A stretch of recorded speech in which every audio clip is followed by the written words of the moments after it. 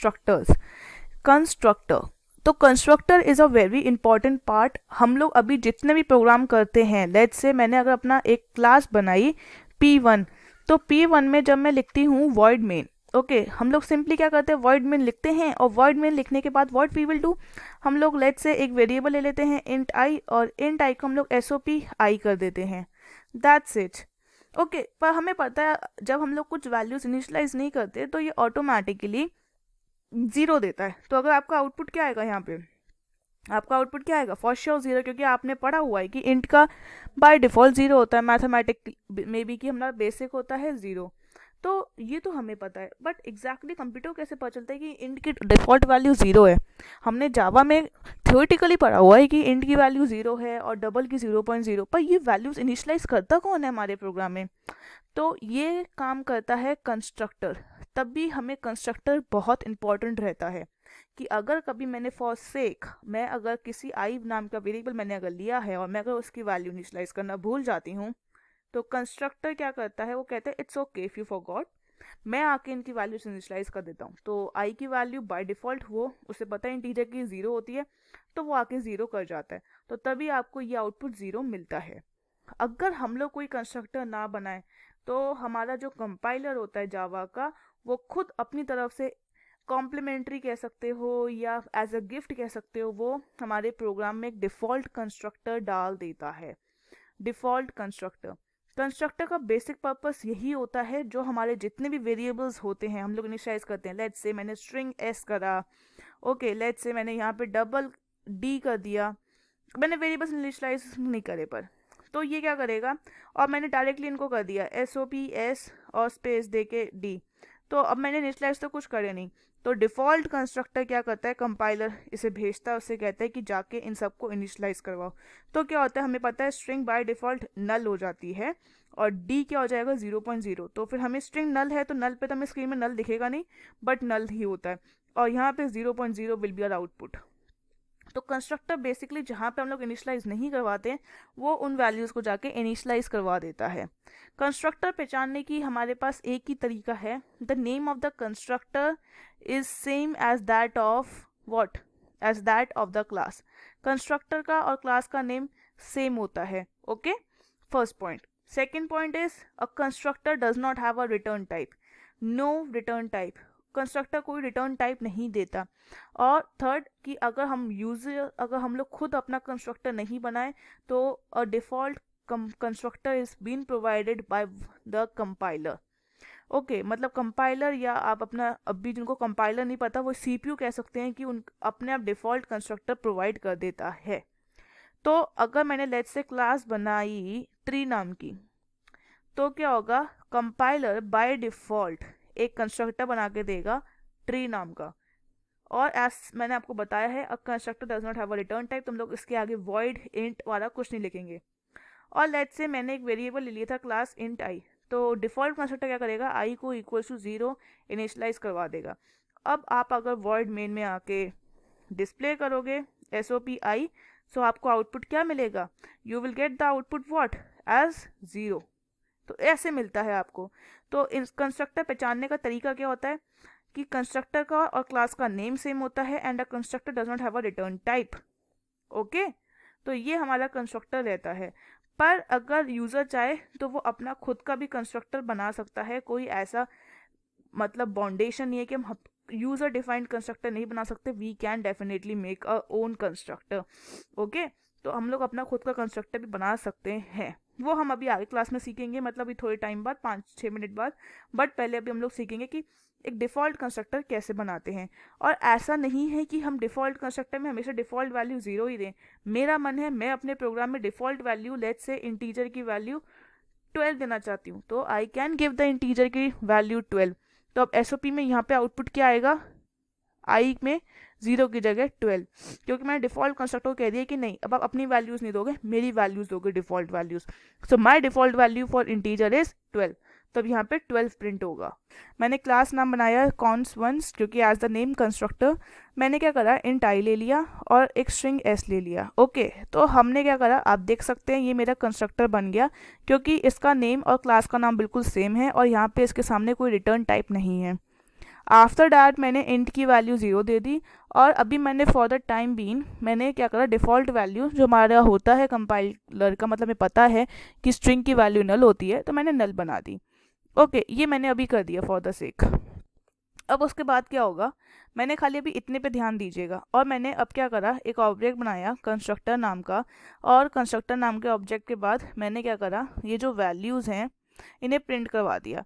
तो मैंने OB वाले ऑब्जेक्ट था उससे कहा कि जाओ तुम कंस्ट्रक्टर, मतलब ये जो होता है क्लास को कॉल करो। तो जब ये क्लास कॉल होगी तो फॉर श्योर मतलब कंस्ट्रक्टर हमारा डिफ़ॉल्ट कंस्ट्रक्टर कॉल होगा, क्योंकि देखिए क्लास का नाम भी और कंस्ट्रक्टर का नाम भी बिल्कुल सेम है। और ये देखिए, ये जो मेथड है ये आपको कहीं दिख रहा है अपने ऊपर फंक्शंस में? ऑफ कोर्स आपको दिख रहा है, ये देखिए CONS1 तो इनडायरेक्टली हम लोग जब ऑब्जेक्ट क्रिएट करते हैं तो हम लोग कंस्ट्रक्टर को कॉल करते हैं। अब मैंने क्या करा, कंस्ट्रक्टर मतलब कॉल हो गया डिफ़ॉल्ट वाला, तो वैल्यूज इनिशलाइज हो गई। तो मैंने कहा OB जो तुम ऊपर कंस्ट्रक्टर में वैल्यूज इनिशलाइज करके आए हो मुझे दिखाओ। तो मैंने क्या करा, SOPLN OB से कहा कि आई वाली वैल्यू मुझे बताओ, और .s वेरिएबल की मेरे को जो वैल्यूज़ बताओ। उसने कहा ठीक है। तो हमने क्या करा, कंपाइल करा। अब देखिए s की नल वैल्यू है तो मतलब नल डिस्प्ले होगा, और i में 0 डिस्प्ले होगा। आइए एक बार कॉल करके देखते हैं क्या एग्जैक्टली इज इट वर्किंग। तो मैंने क्या करा, कंस्ट्रक्टर कॉल करा, this is my object been created, और मैंने क्या करा, वाइड मेन से कॉल कर दिया। तो आप देख सकते हैं इंट की वैल्यू 0 आ गई, बट हमारी स्ट्रिंग की वैल्यू नल थी, तो नल कैसे वो इंडिकेट करेगा, तो मतलब कुछ नहीं आया वहाँ पे लिखा हुआ। ये तो था, पर मैंने आपको क्या कहा, डिफ़ॉल्ट वैल्यूज़ चेंज हो सकती हैं, ज़रूरी नहीं है कि वैल्यूज़ चेंज मतलब वही वैल्यू रहेंगी। तो अब मैंने क्या करा, कंस्ट्रक्टर की वैल्यू यहाँ पे लेट्स से मैं चाहती हूँ कि इंट की वैल्यू हमेशा 17 आए, और स्ट्रिंग की वैल्यू हमेशा लेट्स से कोड आए। जब भी हमारी डिफ़ॉल्ट वैल्यूज़ की बात होए, मतलब आई की वैल्यू हमेशा 17 से शुरू होए। तो ठीक है, देखते हैं क्या कंपाइलर मानेगा इस बात को। तो मैंने क्या करा, दोबारा से अपना कंस्ट्रक्टर कॉल करा। कंस्ट्रक्टर कॉल करने के बाद what I will do, I will just call it from the word main. तो देखिए ऑफ कोर्स वो मान गया कि मतलब इंटीजर की डिफ़ॉल्ट वैल्यू 17 हो सकती है और स्ट्रिंग की डिफ़ॉल्ट वैल्यू कोड हो सकती है, कोई दिक्कत की बात नहीं है। कि मतलब अगर यूज़र कभी स्ट्रिंग और एस में वैल्यूज डालना भूल गया तो कंस्ट्रक्टर मुझे हमेशा 17 और code as a default value देगा। ओके, तो ये कुछ कंस्ट्रक्टर का है। जब हम लोग डिफ़ॉल्ट कंस्ट्रक्टर की बात करें, ये डिफ़ॉल्ट कंस्ट्रक्टर की बात थी। डिफ़ॉल्ट कंस्ट्रक्टर होता है वो आपको इंडिकेट ऐसे होगा CONS से, पर जो पैरामीटर वाइज कंस्ट्रक्टर होगा वो आपको कैसे इंडिकेट होगा, आप देख सकते हो इसमें पैरामीटर्स हैं, पैरामीटर्स आपको दिख रहे हैं यहाँ पे, तो it means it is a parameter wise constructor for sure. और पर ये हैं दोनों कंस्ट्रक्टर क्योंकि इनका नाम और इसका नाम भी क्लास का ही नाम है। ओके, अब उसके बाद बात आती है कि यह पैरामीटराइज कंस्ट्रक्टर हमें चाहिए क्यों। तो पैरामीटराइज कंस्ट्रक्टर हमें इसलिए चाहिए, देखिए हमेशा जो मैं ये डिफ़ॉल्ट वैल्यू चेंज करके डाल रही हूँ जैसे i = 17 और s की वैल्यू कोड, ये मैं अपने मन से डाल रही हूँ, पर मैं चाहती हूँ कि यार हर जो अगला प्रोग्राम बंदा आए, ये तो एक जो प्रोग्रामर है जिसने ये कोड लिखा है ये उसके लिए टू बी वेरी स्पेसिफिक हो गई है, पर मैं चाहती हूँ कि मैं अपना प्रोग्राम पूरा जेनरिक बनाऊँ कि मतलब हर बंदा उसे यूज़ कर सके और कोई दिक्कत ना हो, सब यूज़ करें और किसी को कोई प्रॉब्लम ना हो। तो इसलिए मैंने क्या करा, कंस्ट्रक्टर का पैरामीटर्स इनपुट ले लिया कि मतलब आप अगर अपनी वैल्यूज़ डिफ़ॉल्ट वैल्यूज़ जानना चाहते हो तो हम लोग कोई भी यूज़र से डलवा सकते हैं। और आपको पता है यूज़र से इनपुट करवाना दो तरीके से होता है, या तो स्कैनर से या इधर या फिर स्कैनर बफर यूज़ कर लो। स्कैनर बफर यूज़ नहीं करना तो फिर आपको क्या करना पड़ेगा, parameterize input. Constructor scanner buffer allowed नहीं करता, तो हमें क्या करना पड़ेगा, पैरामीटराइज इनपुट लेना पड़ेगा अगर हमें यूज़र से वैल्यूज़ डलवानी है तो कौन करेगा ये वाला काम, पैरामीटराइज इनपुट हमें ही करवाएगा। तो अब अगर लेट्स से मैंने यूज़र से कहा, यूज़र ने आया, पहला प्रोग्रामर आया, उसने क्या करा, आपकी ए में वैल्यू डाल दी let's say 15, okay, and SS में डाल दी उसने लेट्स से हेलो। तो अब क्या होगा, हमारी जो स्ट्रिंग i और s की वैल्यूज़ हैं, अब डिफ़ॉल्ट वैल्यूज़ क्या हो जाएंगी, 15 एंड हेलो। यूज़र 2 आया, उसने कहा नहीं मुझे 15 और हेलो नहीं चाहिए, आई वॉन्ट 10 एंड हाई। तो ये वैल्यूज़ हो जाएंगे। हर अलग अलग प्रोग्रामर या हर अलग अलग यूज़र के लिए अब हमें अलग अलग वैल्यूज़ मिल जाएंगी। ये किसकी वजह से हुआ, this is all because of this parameterize constructor. Parameterize constructor ने हमारे लिए ये काम बहुत ईजी कर दिया। तो ये इंपॉर्टेंट है के लिए एक और नया ऑब्जेक्ट बनाया। ठीक है, मैंने नया ऑब्जेक्ट बनाया OBJ, और मैंने उससे कहा, अब देखो आपको अब कंस्ट्रक्टर में डिफरेंस समझ में ऑब्जेक्ट्स में भी आना शुरू हो गया होगा। ये देखिए मैंने यहाँ पे कोई वैल्यू नहीं दी तो ये जाके डिफ़ॉल्ट कंस्ट्रक्टर को कॉल करा। मैंने यहाँ पे पैरामीटर वाइज इनपुट मैंने लिया हुआ है, आप देख सकते हैं यहाँ पे पैरामीटर वाइज इनपुट है।